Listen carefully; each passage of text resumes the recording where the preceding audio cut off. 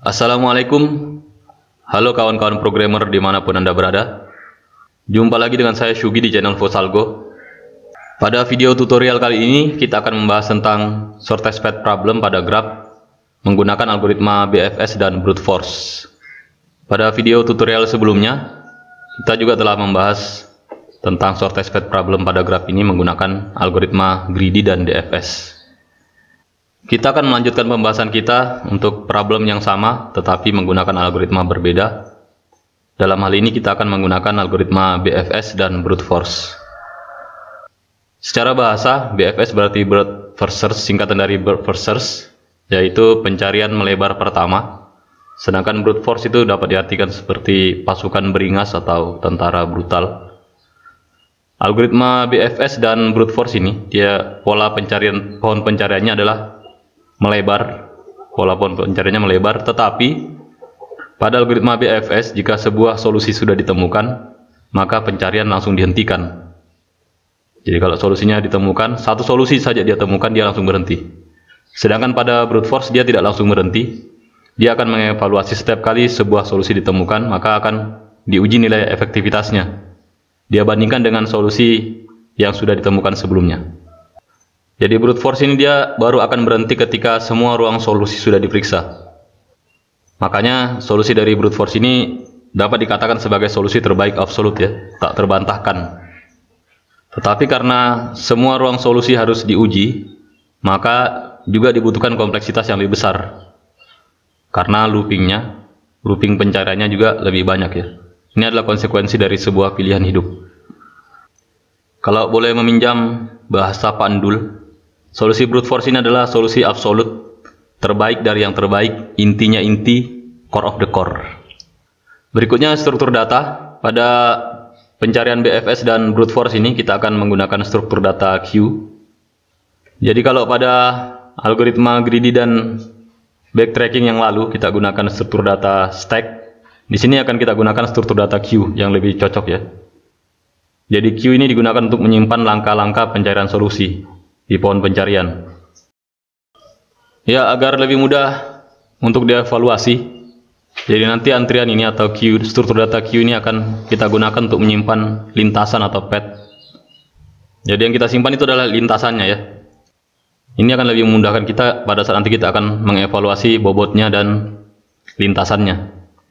Jadi beda kalau kita hanya menyimpan vertexnya saja atau indeks vertexnya. Kesimpulan sementara, algoritma BFS dan brute force ini dia sama-sama melakukan pencarian secara melebar. Pada BFS, proses pencarian solusi akan segera dihentikan ketika sebuah solusi vertex akhir ditemukan. Jadi kalau di BFS itu ada solusi, dia dapat solusi langsung berhenti pencariannya sampai di situ.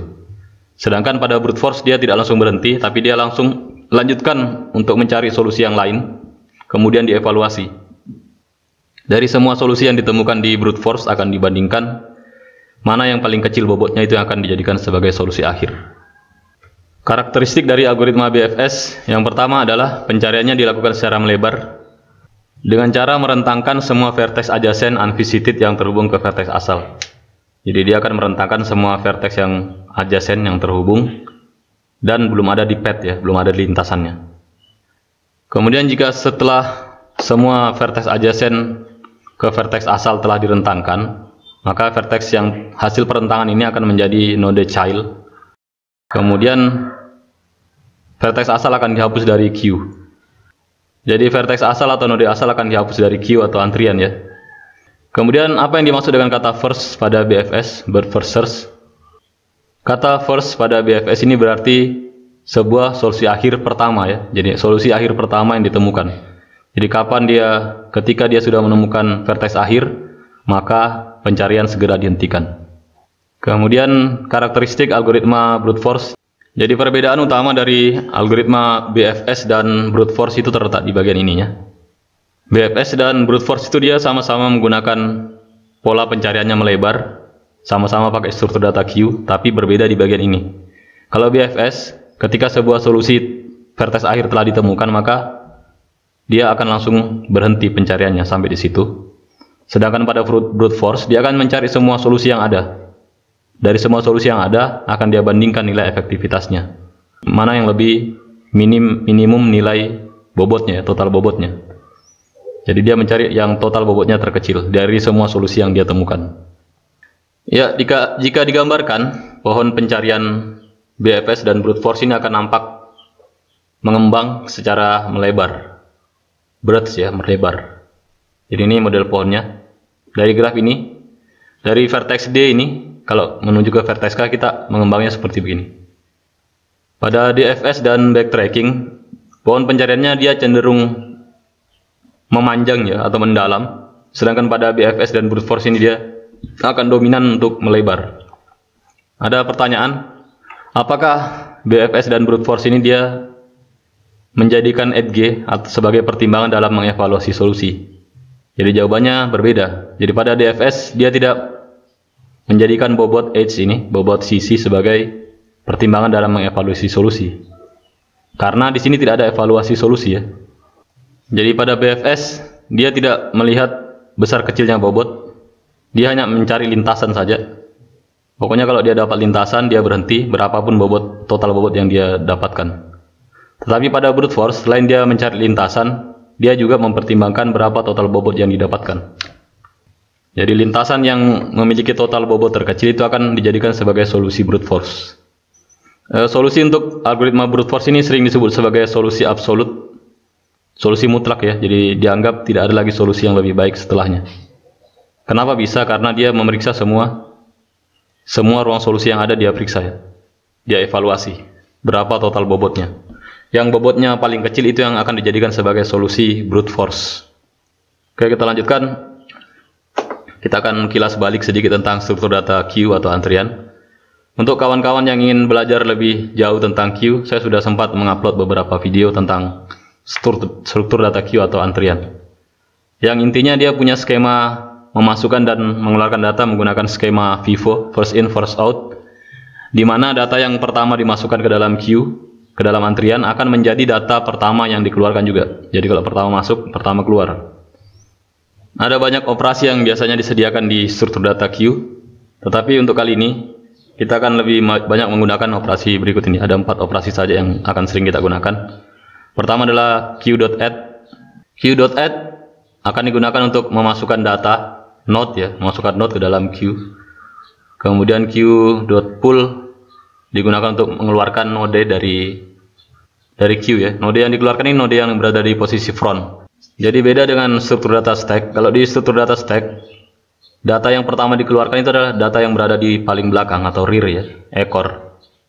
Tetapi kalau pada queue ini atau antrian, data yang pertama dikeluarkan dari antrian adalah data yang berada pada posisi front atau data yang berada pada posisi paling depan. Kemudian operasi pick-nya juga beda dengan stack. Kalau pada stack kita memanggil operasi pick ini, maka yang akan dia tampilkan atau nilai kembaliannya adalah data yang berada pada posisi paling akhir. Sedangkan di antrian atau di queue, kalau kita panggil metode pick ini, data yang akan dikembalikan adalah data yang berada pada posisi front. Jadi kita melihat posisi frontnya dengan metode pick ini. Kemudian metode queue.isEmpty ini sama metodenya dengan di stack. Dia untuk memeriksa apakah queue sudah kosong atau belum. Berikutnya kelas node. Jadi ini tadi sempat saya sebutkan, kita butuh kelas node atau node untuk memudahkan kita dalam mengevaluasi solusi. Jadi kita di dalam kelas node ini kita simpan 2 buah variabel, yaitu variabel path atau lintasan dan variabel value ya. Jadi kita akan punya variabel lintasan dari vertex root. Diagram kelasnya seperti ini. Jadi ini adalah diagram kelas dari kelas node. Ada nama kelasnya kelas node. Kemudian ada 2 buah field, ada 2 variabelnya, variabel kelasnya. Ada path from root, tipenya vektor integer, karena yang saya mau simpan nanti adalah indeks dari vertexnya ya. Kemudian value atau indeks vertex yang saat ini saya berada. Operasinya atau metodenya ada 3, ada metode konstruktor, metode hitung bobot, dan cetak path. Metode konstruktor ini digunakan untuk membuat instan dari kelasnya ya, membuat objeknya. Jadi metode konstruktor biasanya dipanggil setelah kata keyword new ya, dan namanya selalu sama dengan nama kelasnya, node seperti ini. Kemudian ada metode hitung bobot ini untuk mengevaluasi nilai bobotnya. Parameter inputnya adalah adjacency matrix. Kemudian ada metode cetak. Metode cetak ini digunakan untuk mencetak atau memprint lintasannya. Ini sebenarnya isinya cuman looping for saja, terus di dalamnya ada sistem outprint. Kita lanjutkan. Jadi struktur data queue nanti kita akan gunakan untuk menyimpan node ya. Jadi yang disimpan dalam queue nanti adalah objek dari kelas node. Dan karena queue ini adalah kelas generik, maka kita tidak perlu membuat ulang. Kita bisa menggunakan sisa mengganti saja tipenya nih, tipe data yang tersimpan, tipe kelasnya adalah node. Jadi cara kita membuat queue nanti atau antrian adalah seperti ini. Queue pakai tanda lebih besar lebih kecil, node. Queue sama dengan new linked list pakai tanda lebih besar lebih kecil lagi. Kemudian buka kurung, balas kurung, titik koma. Ini biasanya disebut dengan simbol diamond ya, diamond simbol. Ya, kita ke algoritmanya. Jadi untuk algoritma BFS dia seperti ini. Inputnya ada 3, adjacency matrix, vertex awal dan vertex akhir. Kemudian mula-mula kita buat node root dulu. Node root yang path-nya sama dengan 0 ya. Jadi pertama dia path-nya 0, dia baru berisi satu vertex saja, vertex awal. Kemudian root ini kita masukkan ke dalam queue, ke dalam antrian. Pakai perintah queue.add_root ya. Kemudian pencarian BFS-nya dimulai dari sini, dari while queue is empty. Kemudian ada tanda serunya, berarti tidak ya, berarti selama queue tidak kosong. Pertama kita buat node asal yang kita baca dari peak-nya queue ya. Jadi kita baca di elemen paling depannya queue dalam antrian. Elemen yang berada di paling depan di antrian kita baca sebagai node asal. Kemudian dari node asal itu kita baca kembali lagi vertex asalnya berapa. Kemudian kita baca juga path-nya atau lintasan untuk sampai ke node asal. Jadi untuk sampai ke node ini lintasannya dari mana. Jadi di sini ada 2 ya. Ada 2 yang kita baca dari node, vertex asal dan path-nya ya. Kenapa kita bisa melakukan seperti ini? Karena tadi kita juga punya 2 variabel di dalam node, yaitu path from root dan value ya. Jadi kita baca juga dengan cara yang sama. Ini path from root dan value-nya. Langkah selanjutnya adalah kita akan melakukan pemeriksaan. Kita periksa semua vertex yang adjacent ke vertex asal ini, tapi belum ada di path ya. Path yang ini dimaksud. Kita periksa semua vertex asal yang adjacent dengan vertex asal tapi belum ada di path. Jadi vertex yang adjacent ke vertex asal dan belum ada di path itu akan kita masukkan ke dalam queue. Selanjutnya jika vertex yang kita temukan ternyata adalah vertex akhir, maka untuk algoritma BFS kita akhiri pencarian. Langkah ke-13, jadi jika vertex asal ini sudah berhasil direntangkan, maka sudah selesai direntangkan, maka kita hapus node asalnya. Node asalnya kita hapus dari queue ya. Jadi kita hapus dari queue setelah semua vertexnya direntangkan. Kemudian kita lanjut lagi kita looping lagi while-nya selama while-nya ini selama queue-nya tidak kosong ya. Dan selama vertex akhir belum ditemukan. Kalau vertex akhir ditemukan, maka pencarian diakhiri. Atau jika antriannya kosong, maka pencarian juga diakhiri walaupun vertex akhir tidak ditemukan. Selanjutnya untuk algoritma brute force. Jadi pada brute force tadi bedanya hanya di langkah 12 ya dengan BFS. Kalau di BFS tadi di langkah 12-nya, jika dia ketemu dengan vertex akhir maka pencarian diakhiri. Pencarian selesai ya. Tapi di brute force, jika vertex akhir ditemukan maka dia lakukan evaluasi dan pencarian dilanjutkan. Jadi di situ bedanya antara brute force dengan BFS. Oke, kita bersiap-siap untuk ke simulasi. Kita akan melakukan simulasi pencarian pakai graf yang sama dengan yang kita gunakan pada video tutorial sebelumnya, dengan label yang sama dan matriks adjacent yang sama. Kemudian vertex asalnya juga vertex D, vertex akhirnya juga vertex K. Jadi misi kita adalah mencari lintasan terpendek dari vertex D ke vertex K menggunakan algoritma BFS, Brute Force Search, dan algoritma Brute Force. Oke, kita mulai dari graf ini. Kita start di vertex D dan berakhir di vertex K. Kemudian di sini juga kita akan menggunakan istilah vertex dan node ya. Jadi ada perbedaan antara vertex dan node di video ini. Jadi kalau vertex itu digunakan untuk menjelaskan tentang ini, titik-titik atau simpul-simpul yang ada di graf. Sedangkan node nanti akan kita gunakan untuk pohon pencarian. Dari sisi struktur datanya juga beda. di struktur node ini kita punya variabel path di dalamnya ya. Kita punya field path from root dan value sendiri. Kalau di vertex kemarin kita cuma punya value saja. Jadi nanti kalau kita berada di sebuah node, kita bisa tahu lintasan dari root untuk sampai ke node tersebut lewat mana ya. Jadi kita bisa tahu lintasannya dari root sampai ke node yang tempat kita berada. Kemudian kita juga bisa mengevaluasi bobotnya, total bobotnya. Kemudian juga dari path atau lintasan di node tersebut kita juga bisa tahu vertex mana saja yang belum pernah dikunjungi atau dilintasi ya. Jadi dari path-nya ini kita bisa tahu vertex mana yang belum dikunjungi dan dilintasi. Jadi nanti kita bisa gunakan perintah contains di kelas vector ya, untuk memeriksa apakah sebuah vertex sudah ada di dalam path atau belum. Oke, kita mulai. Jadi kita start di vertex D. Jadi mula-mula kita inisialisasi dulu, kita buat queue-nya atau antriannya. Kemudian kita buat node root. Node root ini berisi vertex awal yaitu vertex D. Kemudian path-nya masih 0 ya, karena dia adalah vertex root ini, maka path lintasannya adalah 0. Jadi root sama dengan 0, D. Kemudian kita masukkan root ini ke dalam queue atau antrian. Jadi mula-mula queue kita atau antrian kita hanya berisi vertex D.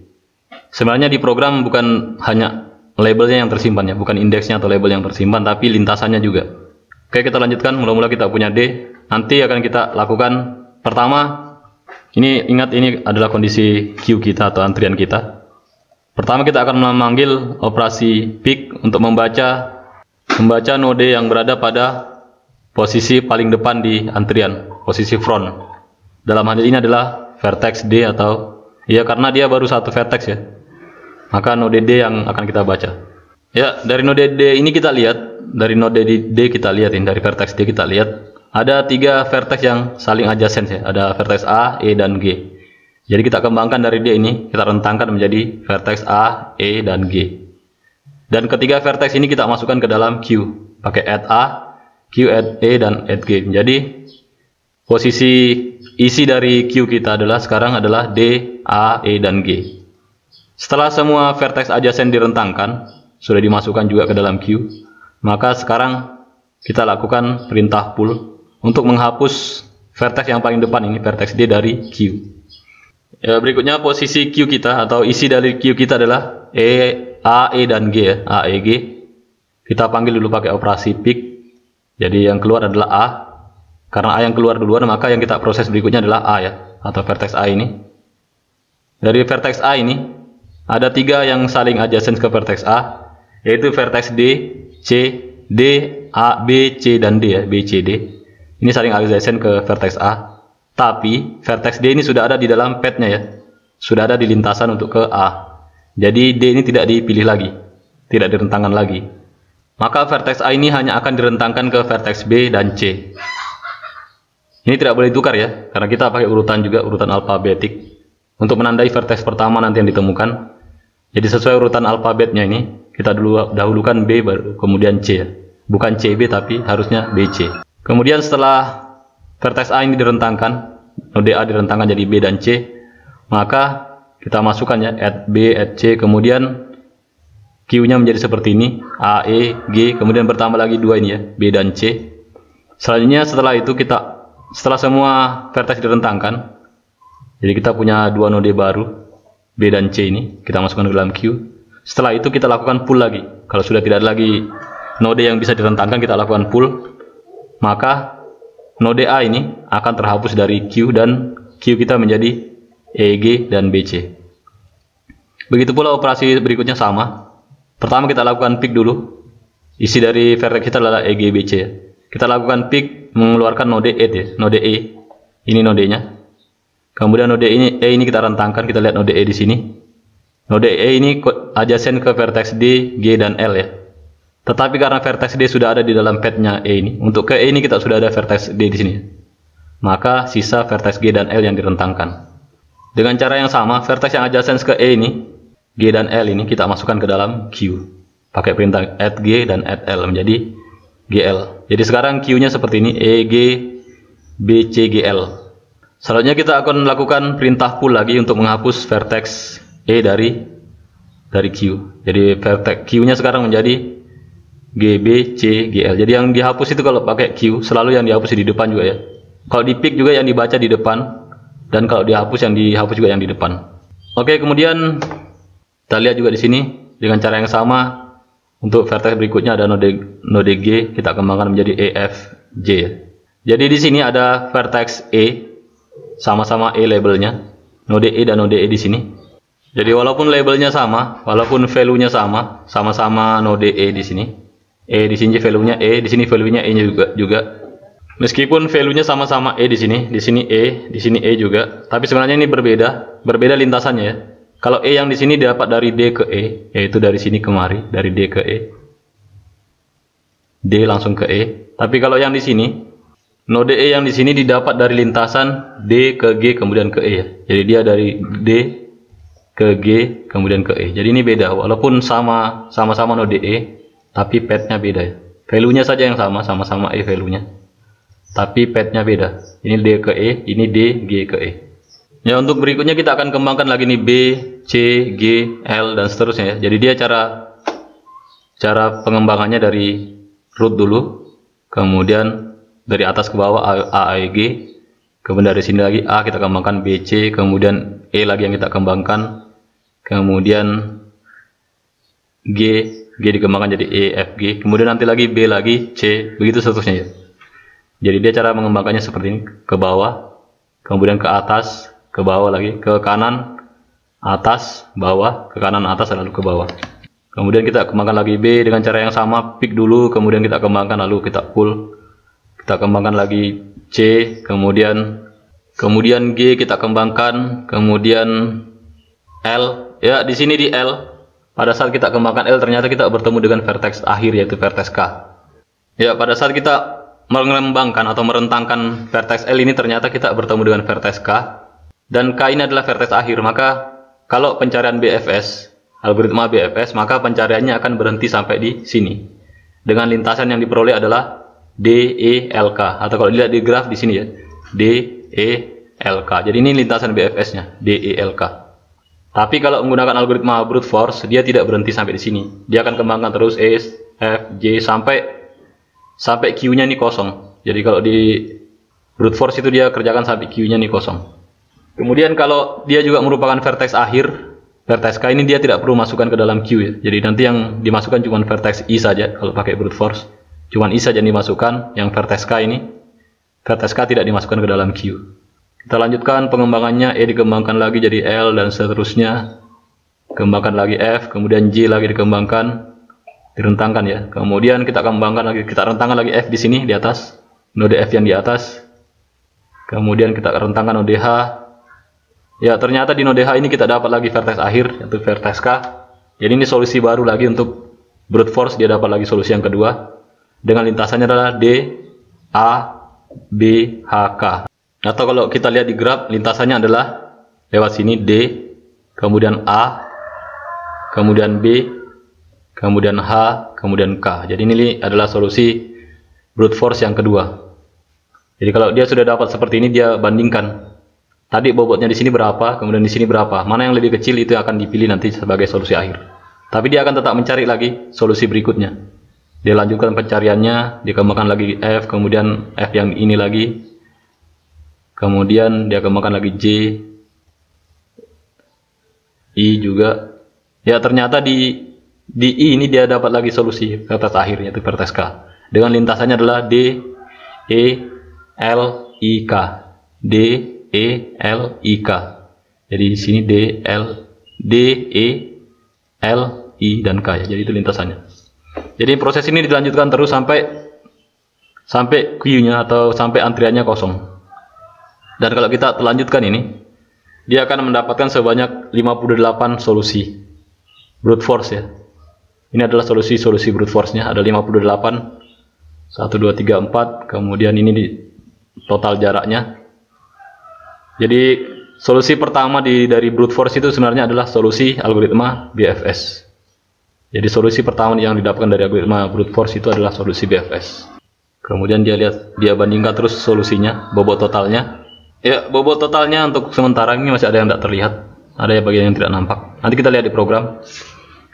Tetapi untuk sejauh ini bobot total yang terendah adalah 27 ya. Ini kebetulan sama dengan solusi BFS, tidak selamanya sama. kebetulan saya sama, bisa saja berbeda. Jadi bisa saja solusi BFS itu lebih besar atau lebih kecil dari, tidak, bisa saja solusi BFS ini lebih besar nilai totalnya daripada solusi brute force ya. Tapi untuk kasus ini kebetulan sama. Oke, kita langsung ke source code-nya saja.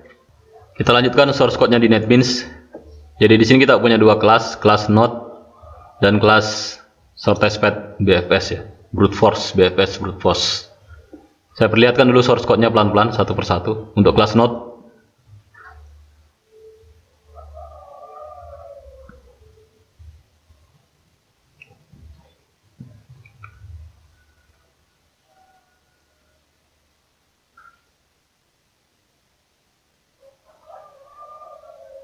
kemudian untuk kelas shortest path-nya,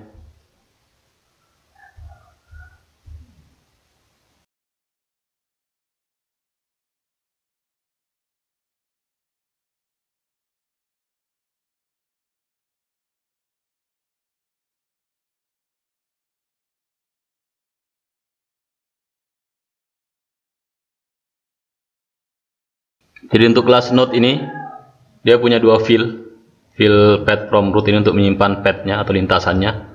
Kemudian fill value yang berisi atau variable value yang berisi indeks dari vertex-nya ya.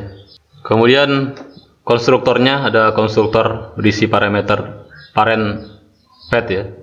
Kemudian node value. Jadi untuk node root ini parent path-nya akan kita beri nilai 0. Kemudian dia akan melakukan, dia buat path from root ini, dia buat vektor baru sebenarnya, new vector. Kemudian isinya diambil dari lintasan dari parentnya ya. Jadi lintasan dari parent akan dimasukkan ke dalam path-nya juga, ini node yang saat ini. Kemudian terakhir nanti akan kita tambahkan. Jadi setiap membuat node baru maka path-nya itu akan sama dengan path dari parentnya, tapi ditambah satu node lagi di belakang, yaitu node vertex saat ini. Jadi setiap membuat node baru maka path-nya akan sama dengan path dari parentnya, lintasannya akan sama dengan lintasan dari node orang tuanya, tetapi ditambahkan lagi satu vertex di belakangnya. Jadi bedanya hanya beda satu vertex saja dengan node orang tuanya. Jadi mungkin akan ada beberapa node dengan nilai value yang sama, tapi path-nya atau lintasannya akan berbeda. Jadi path-nya akan berbeda walaupun nilai dari indeks vertex-nya sama, kemungkinan dan pasti ya harusnya path-nya itu berbeda. Kalau path-nya sama berarti sama saja. Oke, kemudian ada perintah untuk hitung bobot. Perintah untuk hitung bobot ini dia punya parameter input adalah adjacency matrix ya. Jadi kita hitung bobotnya pakai adjacency matrix. Kemudian kita baca lintasannya. Kita baca path from root-nya ini satu persatu, baru kita hitung bobotnya. Kita gunakan perintah increment ini. Total bobot sama dengan total bobot ditambah bobot. Atau kalau lebih expert kita tulis seperti ini. Kemudian jika adjacency ini untuk antisipasi, kalau adjacency yang kita masukkan tidak sesuai dengan lintasannya, maka dia akan keluarkan nilai. Parameter yang kita masukkan tidak valid. Berikutnya ada perintah cetak path. Ini perintah, sebenarnya ini perintah system out print saja, untuk mencetak lintasan yang ada di dalam sebuah node. Seperti ini isinya. Pakai looping for, kemudian di dalamnya berisi system out print. Dan dia hanya akan mencetak jika path-nya ini tidak nol. Kalau path-nya nol, dia hanya akan mencetak tulisan nol saja. Kemudian kita ke kelas shortest path BFS brute force ya. Jadi kelas ini sama, kita pakai adjacency yang sama dengan video sebelumnya, labelnya sama juga. Kemudian vertex awal dan akhirnya sama, dari vertex D ke vertex K. Ya, bedanya di sini kita gunakan struktur data queue ya, atau antrian. Ini cara inisialisasinya, cara instannya ya. Queue, kemudian kita masukkan tipe generiknya node. Kemudian kita buat node root dulu pertama. Path from root-nya 0, kemudian indeks vertex awal sebagai node awalnya. Jadi parent path-nya adalah 0 ya. Karena tidak ada parent-nya. Untuk node root ini dia tidak punya parent. Kemudian queue.addRoot. Jadi ini kita masukkan root ini ke dalam antrian. Selanjutnya ini kita gunakan 2 variabel untuk melakukan evaluasi brute force nanti ya. Jadi kita akan punya nanti node terbaik. Mula-mula kita beri nilai 0 juga. Kemudian kita punya solusi untuk node terbaik, yang awalnya kita beri dia nilai awal max value dari double. Jadi nilai solusi terbaiknya ini sudah ada sangat besar sebenarnya. Jadi mula-mula variabel solusi terbaik ini kita inisialisasi dengan nilai yang sangat besar. Seiring berjalannya looping nanti nilai ini akan kita evaluasi. Kalau kita dapat nilai yang paling lebih kecil daripada nilai solusi terbaik, maka nilai solusi terbaik akan kita update. Berikutnya kita buat looping while. Ini looping while untuk pencarian brute force dan BFS ya. Jadi syaratnya adalah selama queue atau antriannya tidak kosong, kita akan melakukan looping. Jadi kita akan terus melakukan looping selama queue atau antriannya tidak kosong. Kecuali nanti untuk kondisi BFS, maka kita akan lakukan break ketika kita menemukan solusi. Pertama kita lakukan pick dulu untuk membaca node asal. Kemudian kita baca juga value dan path-nya. Kemudian kita rentangkan di sini. Di sini kita rentangkan. Jika bobotnya lebih besar daripada 0, itu artinya jika dia saling adjacent. Kemudian ini jika path contains i, ini artinya adalah jika i ini belum ada di dalam path ya. Jadi vertex yang baru yang akan kita masukkan sebagai vertex hasil rentangan tidak boleh berasal dari vertex yang sudah ada di dalam path. Jadi kalau dia sudah ada di lintasannya dia, lintasan nodenya, maka dia tidak perlu dimasukkan lagi. Jadi dia syaratnya ada dua, tidak ada di lintasan atau belum pernah dimasukkan ke dalam path-nya, atau yang kedua, dan dia juga bobotnya harus lebih besar daripada 0 ya. Belum pernah dimasukkan ke dalam path dan bobotnya lebih besar daripada 0. Kemudian kalau kita dapat ini dua syarat ini, maka kita buat child baru, node anak yang baru, dengan cara seperti ini. Node anak yang baru kita inisialisasi dengan lintasan dari parentnya, koma i. Ini adalah vertexnya ya. Jadi lintasan parentnya adalah lintasan dari vertex asal. Nanti ini akan bertambah lagi path-nya. Misalnya dia path-nya adalah ABC, nanti kalau ditambah i-nya adalah x, berarti ABCX. Berikutnya kita akan mengevaluasi jika vertex ini adalah merupakan indeks dari vertex akhir, ini adalah indeks dari vertex akhir, maka untuk solusi BFS pencarian akan diakhiri sampai di sini. Tetapi kalau dia merupakan solusi brute force, maka pencarian ini belum diakhiri, tetapi dievaluasi saja total bobotnya, kemudian dilanjutkan pencarian. Bagaimana cara mengakhiri pencariannya? Dengan cara membuat perintah break seperti ini untuk BFS ya. Tambahkan break outer. Ya, outer ini adalah label untuk looping while ya. Outer ini adalah label untuk looping while. Jadi perintah break outer ini akan memaksa kita keluar dari looping while. Jadi kalau dia sudah ketemu solusi langsung keluar. Itu kalau pakai algoritma BFS. Kita coba run dulu untuk algoritma BFS-nya. Klik kanan, run file. Ya, hasilnya ini ya. Path-nya adalah DELK, total jaraknya 27. Kemudian kalau algoritma brute force, maka kita nonaktifkan ini. Jadikan komentar. Kita run lagi. Run file. Ini solusi brute force-nya. Ada banyak solusi yang ditemukan. Ada DELK, DABFIK, kemudian dan seterusnya banyak. Ini ada DE. LIJGFCABHK. Ini sebanyak 58 solusi ya. Dan solusi yang paling baik adalah, solusi terbaiknya adalah DELK dengan total jarak 27. Kebetulan sama dengan solusi BFS yang pertama kali ditemukan. Jadi yang pertama ini, solusi pertamanya dari algoritma brute force ini adalah 27. Ini kalau di run memang cukup cepat ya, sebentar. Tetapi karena ini vertexnya sedikit, bagaimana bayangkan coba kalau vertexnya banyak, ada sampai ribuan vertex. Maka tentu akan lebih lama kalau kita gunakan pakai brute force dibandingkan pakai BFS. Coba perhatikan filter if yang ada di sini. If total bobot lebih kecil dari solusi terbaik. Jadi ini adalah perintah untuk mengevaluasi total bobot untuk solusi terbaik ya.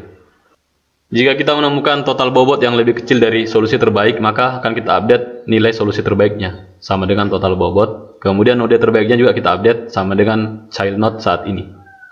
Kemudian untuk membedakan dengan algoritma BFS dan brute force adalah kalau ini diaktifkan berarti dia merupakan pencarian BFS. Kalau di nonaktifkan berarti dia pencarian brute force.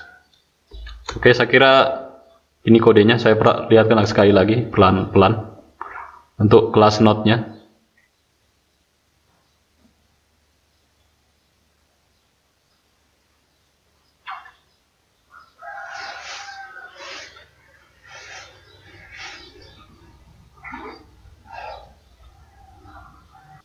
Kemudian untuk kelas shortest path BFS-nya, saya perlihatkan pelan-pelan lagi.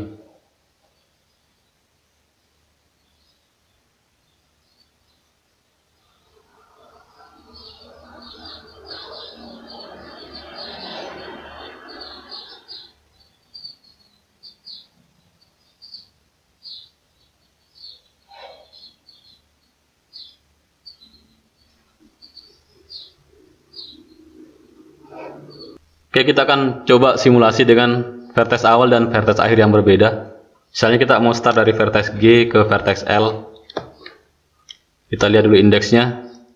Kalau vertex G itu indeksnya 6, L 11. Kita ganti nilainya ya.